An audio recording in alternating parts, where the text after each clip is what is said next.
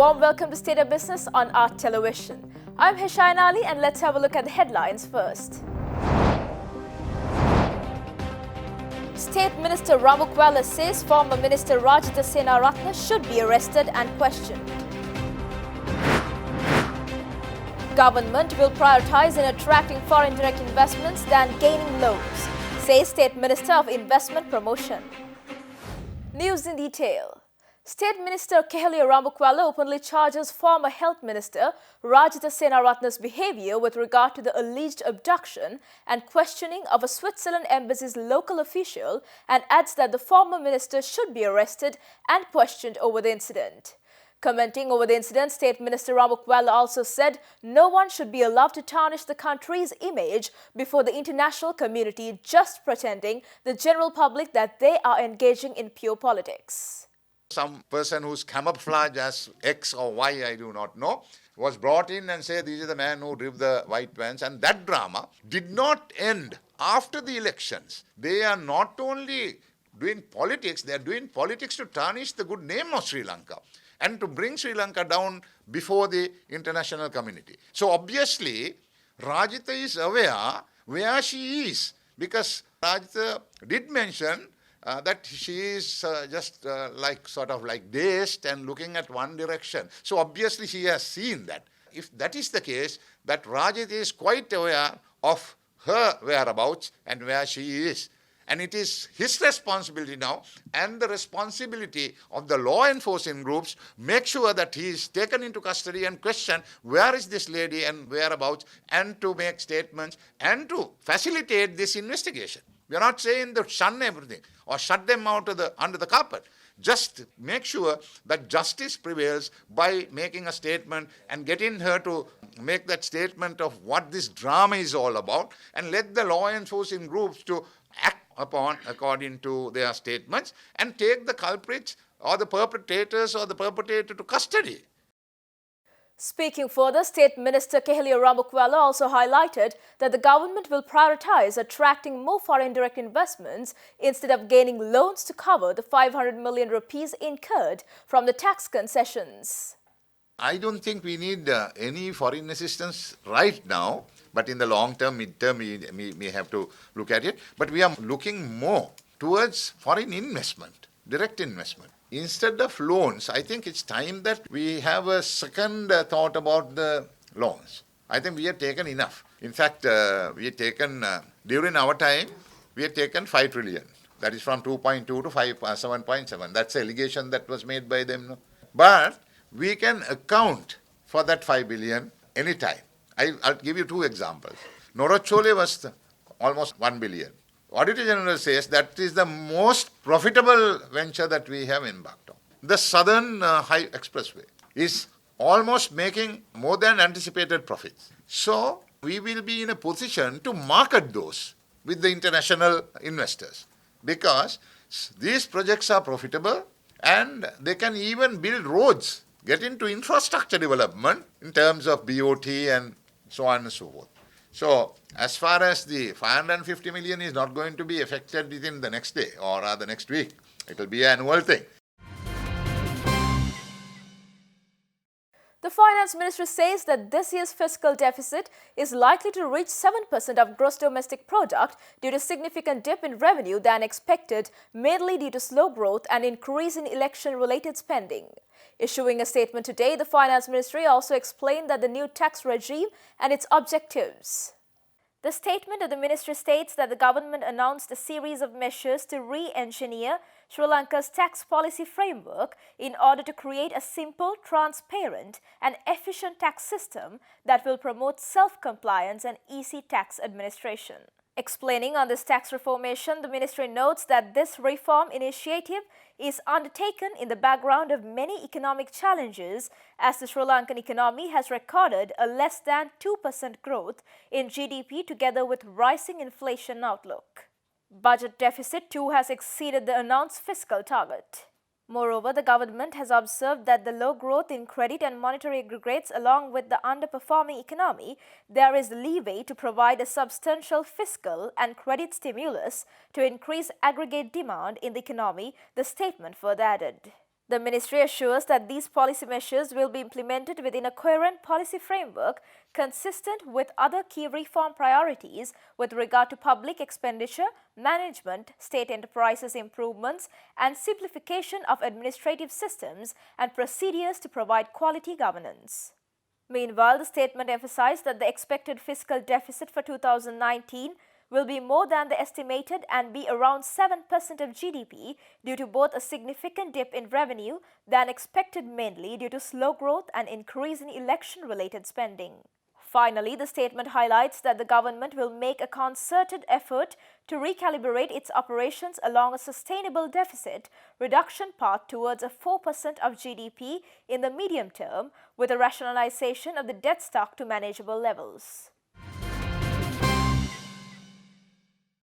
The Central Bank of Sri Lanka approved to cancel the license issued to Lanka Putra Development Bank Limited with effect from 1st of April 2019 with the completion of the merger of Lanka Putra Development Bank Limited with Pradeshia Sangvardhana Bank as proposed in the Government Budget 2016.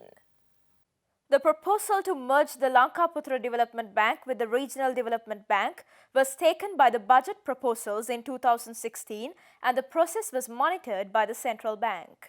Accordingly, the Monetary Board of the Central Bank has granted approval to cancel the license issued to the Lanka Putra Bank Limited in terms of the Banking Act with effect from 1st April 2019 with the completion of the merger process. Hence, the CBSL statement says all assets and liabilities of Lanka Putra Development Bank Limited was acquired and merged with Pradeshia Sangvardhana Bank with effect from 1st April 2019 and all banking business carried on by Lanka Putra Development Bank Limited shall be carried on by Pradeshia Sangvardhana Bank. The statement further says the license issued to Lanka Putra Development Bank Limited in terms of the Banking Act to carry on banking business in the form of domestic banking business is cancelled with effect from 1st April this year. And stay tuned for more news right after this commercial break.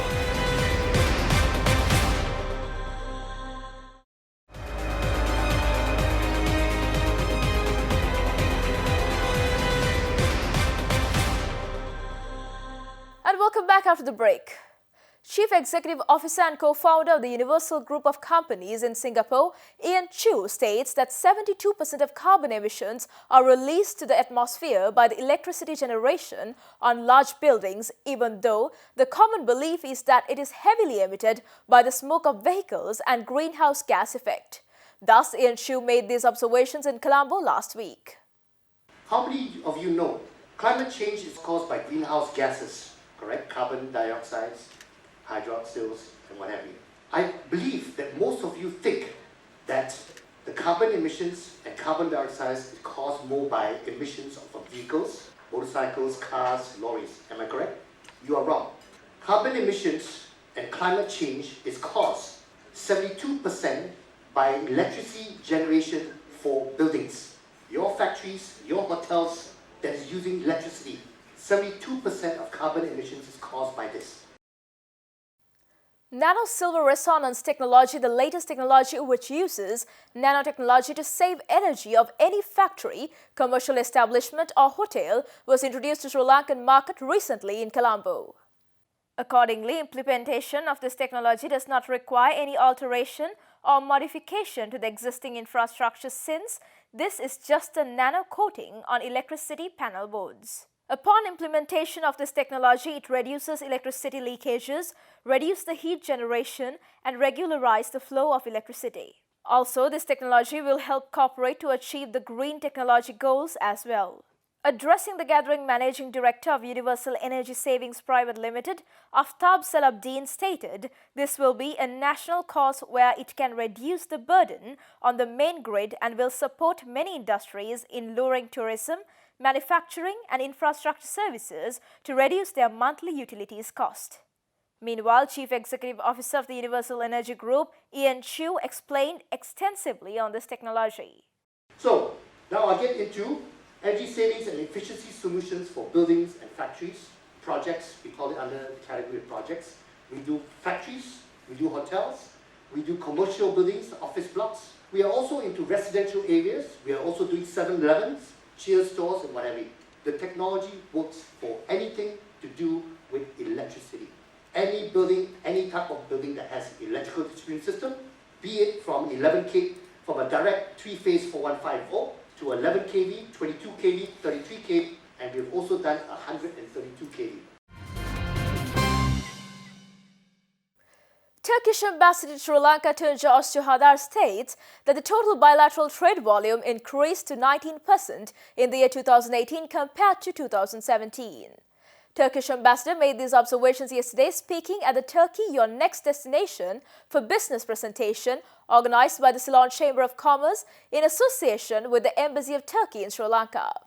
According to the statistical data of the Turkish Statistical Institute, in 2017, the bilateral trade volume between Turkey and Sri Lanka stood at $184.7 million, out of which Sri Lanka's export to Turkey amounted to $113.8 million, and Sri Lanka's import from Turkey amounted $70.9 million. When we look at the statistics of 2018, there's almost 19% increase in total bilateral trade volume of our countries compared to 2017. In 2018, the trade volume was recorded at $219.7 million. Sri Lanka's export to Turkey was $100.6 million, whereas Sri Lanka's import from Turkey stood at $119 million. With regard to our bilateral trade, the balance has always been in favor of Sri Lanka until 2017, whereas in 2018 it was in favor of Turkey.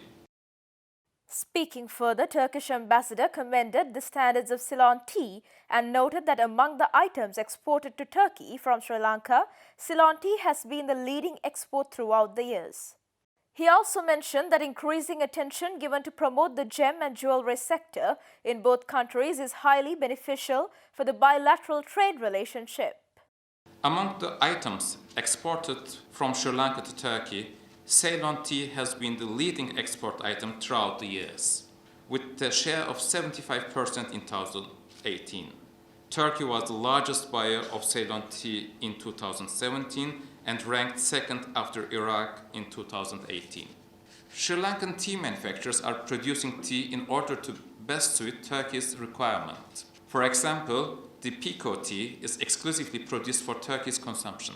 In addition to Ceylon tea, Turkey imports other products like rubber, apparel and clothing accessories, cinnamon, coconut oil and coir from Sri Lanka. On the other hand, Sri Lanka imports mainly machinery, fabrics and plastic items from Turkey, along which such highly items, the Turkish gem and jewelry fairs are getting popular amongst the Sri Lankan business community. This, in fact, is an important development as the Sri Lankan government has identified Turkey as one of the strategic locations to promote Sri Lankan gem and jewelry.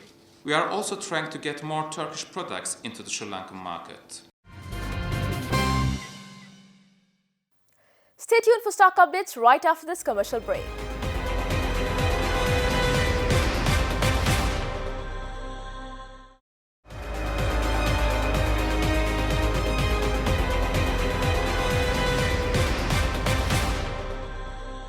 Welcome back.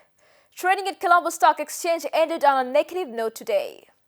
The all-share price index dropped 0.24 points to close at 6,214.99 and the S&P SL20 dropped 3.86 points to close at 3,049.48.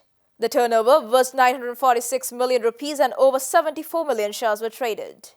Up next are forex rates.